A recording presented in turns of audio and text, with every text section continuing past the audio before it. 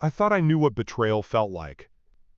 I'd been in combat situations where trust meant survival. But nothing prepared me for discovering that the woman I slept beside every night had been systematically destroying me for years, all while looking into my eyes and saying, "I love you." The burn mark on my face from that coffee cup eventually healed. But some scars run deeper, the kind that form when you realize your entire marriage was built on calculated deception. This is the story of how I lost everything, including myself. In the unexpected way, I found something stronger in the ashes. If this story resonates with you, share it to help us grow the Whispered Truths channel. Someone out there might need to hear they're not alone in what they're going through. 4 years ago, I was a different man. After 8 years as an Army Ranger with 3 tours behind me, I'd finally found my footing in civilian life. My finance job wasn't as adrenaline-pumping as defusing IEDs in Afghanistan, but it paid well and gave me purpose. I still had that military precision, that disciplined approach to life that my buddies teased me about. "Mitchell, you even fold your underwear," my friend James would joke. But that structure kept me sane during the transition from soldier to civilian. I met Claire at a veterans charity gala in Manhattan. I was there representing my firm, one of the sponsors. She was there with the fashion company she worked for, handling their PR for the event. I still remember the moment I first saw her, elegant in a black dress that seemed to flow like water, auburn hair styled in loose waves, and the most confident smile I'd ever seen. She moved through that room like she owned it, but when our eyes met across the bar, something shifted. For once, I didn't overthink it. I walked straight up to her, introduced myself, and for the first time since coming home, I felt that rush of being completely alive. "You have remarkable eyes, David," were her first words to me, not the typical small talk about the weather or the event. "They've seen things, haven't they?" It was disarming. Like she could see straight through my carefully constructed civilian veneer to the soldier underneath. We talked until the venue staff began stacking chairs around us. When I asked for her number, she smiled and said, "I was wondering when you'd get around to that, Ranger." Our courtship was a whirlwind. Claire was sophisticated in ways I wasn't. She knew the best restaurants, the right wines, which gallery openings mattered. I was still getting used to life without a uniform, and she seemed to delight in introducing me to her world. "You're like my beautiful blank canvas," she'd say, helping me pick out clothes that were more fitting for a rising star in finance. At the time, I took it as affection, as her wanting to help me discover a side of myself I'd never had a chance to explore during my military years. She seemed genuinely interested in my service too, asking thoughtful questions about what it was like in combat, how it felt to lead men into dangerous situations. Unlike other women I dated who either fetishized my military background or wanted me never to mention it, Claire made me feel like both parts of my identity, the soldier and the civilian, were valuable to her. When I proposed 6 months in, my buddies thought I was rushing things. James, who'd served with me in my second tour and remained my closest friend, pulled me aside at my bachelor party. "You sure about this, Mitch? You've always been the calculated one, the guy who checks his corners. This seems fast." But I was certain. Claire made me feel whole in a way I hadn't since before my first deployment. She was ambitious, beautiful, and she chose me. We were married in a ceremony that Claire orchestrated to perfection, though it was significantly grander than what we had initially discussed. "It's an investment in our future connections," she explained when I questioned the expanded guest list and upgraded venue that doubled our budget. "These people will be important to our careers." It made sense when she laid it out that way, and seeing her so happy on our wedding day made every extra dollar seem worthwhile. With our combined incomes, we could afford a beautiful brownstone in Brooklyn that needed renovation. I saw it as a good investment. Claire saw it as a canvas. "Trust me with this," she said, eyes alight with excitement. "I know exactly how to transform this place." And transform it she did. Within 6 months, our home was featured in a regional design magazine, with Claire prominently quoted about her vision.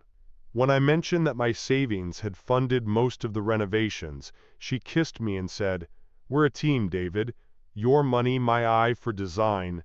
That's how partnerships work." Those first months of marriage were everything I'd hoped for.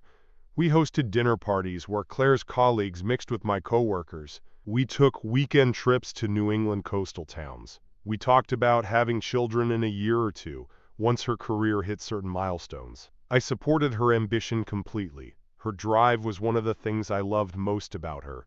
The changes were so gradual that I barely noticed them happening. First, it was just small comments about my friends. "Don't you think James is a bit stuck in the past? Always talking about your army days?"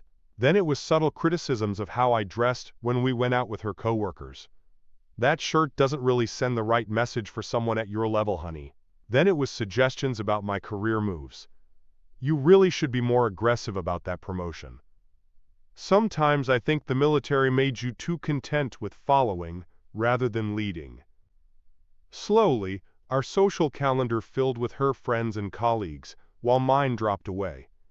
"We outgrew them," Claire would say when I mentioned missing my old buddies. "It's natural." The few times I did meet up with James or other veterans, I'd return home to find Claire distant, making comments about boys' nights and living in the past. Around our one-year anniversary, Claire suggested combining our finances. "It's so archaic having separate accounts when we're building a life together," she reasoned. "Plus, I have connections with a fantastic financial advisor. You may work in finance, David, but you deal with corporate portfolios, not personal wealth management." It made logical sense, so I agreed. She set up new accounts, had my direct deposits rerouted, and took over paying our bills. Then came Alex, her brother. I'd met him at our wedding, of course, but he'd been living abroad for the first year of our marriage. When he returned to New York, he became a fixture in our lives. Charming, always dressed impeccably, with the same confidence as Claire but none of her work ethic. He was between ventures, Claire explained. A tech startup had failed. He was regrouping. The first loan was for $5,000. "He just needs to get back on his feet," Claire assured me. "Family helps family." Then it was $10,000 for a promising investment opportunity. Then another $15,000 when that fell through. Each time I expressed concern, Claire would turn emotional. "He's my brother, David. Would you turn your back on family? Don't you trust my judgment?" And somehow, I'd end up feeling guilty for even questioning it. By our second anniversary, something felt wrong. I couldn't quite put my finger on it, but that hyper-vigilance from my military days, the sixth sense that kept me and my unit alive in hostile territory, was pinging. One night, after Claire fell asleep, I checked our joint accounts for the first time in months. What I found made my stomach drop. Our savings had dwindled from over $200,000 to less than $40,000. Transfers had been made to accounts I didn't recognize. Credit cards I didn't know we had showed massive balances. I didn't confront Claire immediately. The strategist in me knew I needed more information. I started logging into our accounts daily, tracking the money flow. I discovered we were hemorrhaging cash, but to where? I installed a home security system, telling Claire it was for her safety when I traveled for work. In reality, I wanted to understand what was happening in our home when I wasn't there. What I discovered was Claire hosting long meetings with Alex, and sometimes another man I didn't recognize. On the cameras, I could see them reviewing documents, but couldn't make out what they were. Claire's behavior became more erratic. She'd be loving and attentive one day, irritable and accusatory the next. She started questioning my late nights at work, even as she became increasingly vague about her own schedule. Then came a night I'll never forget. Alex had been pressing for another investment minus $50,000, this time for some import-export venture. I'd been putting him off for weeks, but he arrived at dinner in our home with documents ready for my signature. Looking back, I should have seen the tension in Claire's posture, the silent communication between siblings. But I was focused on finally standing my ground. "No more money, Alex," I said firmly, pushing the folder away as we finished our meal. "None of your ventures have paid off, and frankly, I don't see any evidence they're even real." Alex's face darkened. "Claire, you said this was handled." His voice had a dangerous edge I'd never heard before. Claire's mask slipped. "It would be handled if my husband wasn't suddenly acting like a suspicious child." She stood, shaking. "After everything I've done for you, David, I made you. Before me, what were you? Just another broken veteran with a mediocre job and no style. I gave you a life worth living." I remained calm. "Claire, that's not fair. We need to discuss what's happening with our money." I never finished the sentence. She grabbed her coffee cup, still nearly full and steaming hot, and threw the contents directly at my face. The scalding liquid hit my right cheek and eye. The pain was immediate and shocking. As I stumbled to the kitchen sink to splash cold water on my burning skin, I heard them continuing to argue. "This is your fault."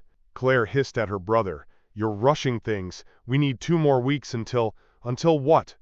I demanded, a kitchen towel pressed to my face. "Until what, Claire?" But they were already gathering their papers, Alex mumbling something about calling someone named Dominic to adjust the timeline. After they left, Claire claiming she needed to clear her head and would be staying with a friend, I searched our home office. Behind the false bottom of Claire's desk drawer, a hiding spot I'd noticed her using months ago, I found a folder with documents that made my blood run cold. Loan applications in my name that I hadn't signed. Credit card statements for accounts opened with my social security number. Property transfer paperwork for my family's land in Massachusetts. Land I'd inherited from my grandfather. Being prepared to shift to Alex's name. Most damning was a series of emails between Claire, Alex, and someone named Dominic Crane. They outlined a meticulous plan, systematically drain my accounts, load me with debt in my name, transfer my assets to their control, then disappear to Mexico where they apparently had been renovating a beachfront property with my money. There were jokes about the stupid ranger and how easy I'd been to manipulate. Dominic, I discovered, wasn't just Claire's ex-boyfriend. He ran a loan shark operation that Alex owed significant money to. My life savings had been funneling directly into paying off his gambling debts. I sat in our home office until dawn, the burn on my face throbbing, but the pain in my chest far worse. Every memory replayed with new context. Every loving word, every passionate night, every tender moment. All calculated moves in a long con. I'd been selected, studied, and systematically exploited. When Claire returned the next morning, her demeanor had completely changed. Gone was the rage from the night before, replaced by tearful contrition. "David, I'm so sorry about last night," she said, reaching to touch my injured face. I flinched away. "I was stressed about Alex's problems, but I should never have taken it out on you. Please forgive me." I almost laughed at the performance. "Which problems exactly? His gambling debts to your ex-boyfriend Dominic? Or the fact that you're behind on your schedule to steal my identity and flee to Mexico?" The color drained from her face, but she recovered quickly. "What are you talking about? David, you're not making sense. Are you taking those pills again? The ones from when you first came back with your PTSD?" That was her angle. Make me doubt my own sanity, use my military service against me. For a moment, just a moment, I felt that familiar self-doubt creep in. Maybe I had misunderstood. Maybe there was an explanation. "I think we need to consider couples therapy," she continued, her voice gentle now, reaching for my hand. "We've been under so much stress with work, and maybe I've been pushing too hard to build our future. I love you, David. We can fix this." She was good, I'll give her that. The tears looked real. The tremor in her voice seemed genuine. And God help me, part of me wanted to believe her. Part of me wanted to rewind to when I thought she was my soulmate, my partner, my future. I told her I needed time to think, and went to take a shower. While in the bathroom, I heard her phone ring. Through the door, I could make out fragments. "He found something. Not sure how much. Just need to stall him until the papers are signed." That was all I needed to hear. The last shred of doubt evaporated. The woman I had loved, had built my life around, had never existed. Have you ever ignored red flags in a relationship because you wanted to believe in someone? I had ignored an entire field of them, waving bright crimson in the wind. The next week was the darkest of my life. I pretended to accept Claire's apologies while secretly documenting everything. I recorded conversations, I photographed documents, I backed up financial records. But emotionally I was in freefall. I couldn't sleep. Food tasted like ash. I'd stare at myself in the mirror and not recognize the man looking back. How had I, a man trained to detect threats, to anticipate danger, been so comprehensively deceived? The shame was suffocating. One night, sitting alone in our kitchen at 3 a.m., I contemplated just giving up, letting them take everything. What did it matter anymore? My self-worth was shattered. My ability to trust, already fragile from combat experiences, felt irrevocably broken. Maybe Claire was right. Maybe I was just a broken soldier who'd been fooling himself about successfully rejoining civilian life. With shaking hands, I called the one person I'd been avoiding, James. My friend. My brother in arms. The man Claire had systematically pushed out of our lives. Mitchell? His voice was groggy with sleep. It's the middle of the night. You okay? No, I said simply, my voice cracking. I'm not. To his eternal credit, James didn't hesitate. I'm coming over. Just hang on. I met him at an all-night diner instead, afraid of Claire overhearing.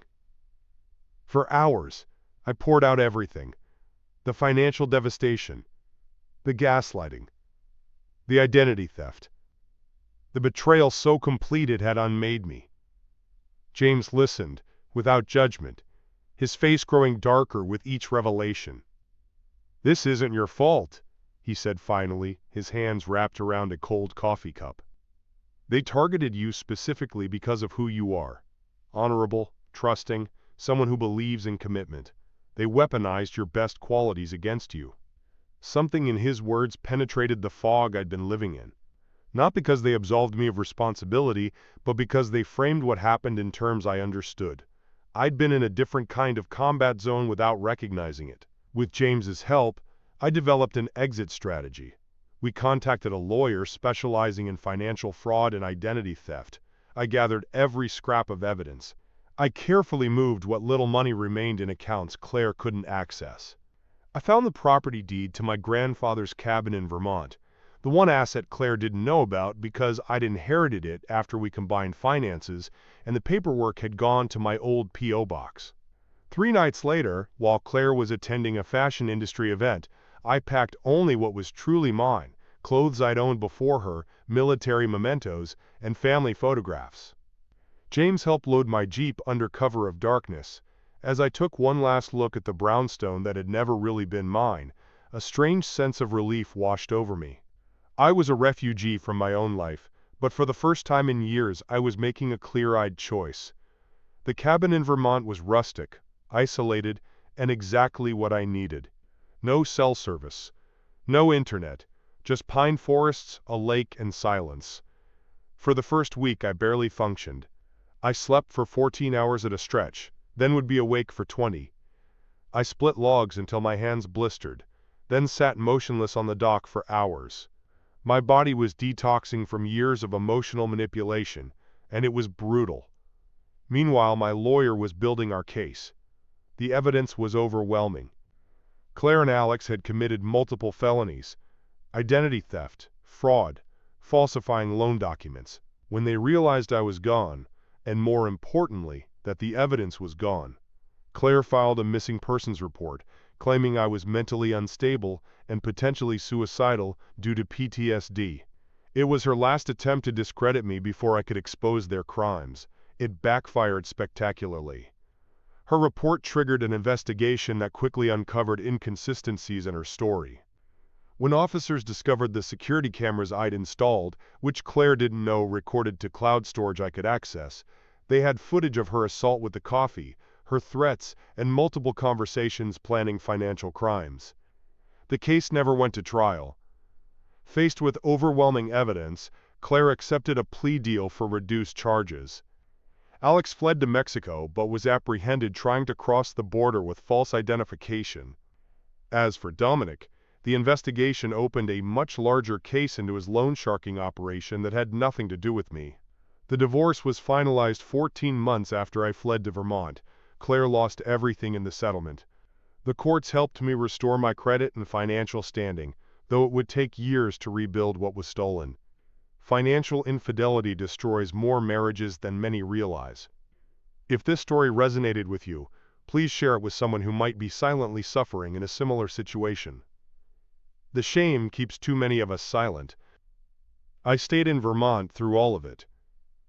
The isolation that initially helped me heal eventually became a different kind of prison. One snowy morning, I found myself rereading the same paragraph in a book for the 10th time, unable to focus. Something had to change.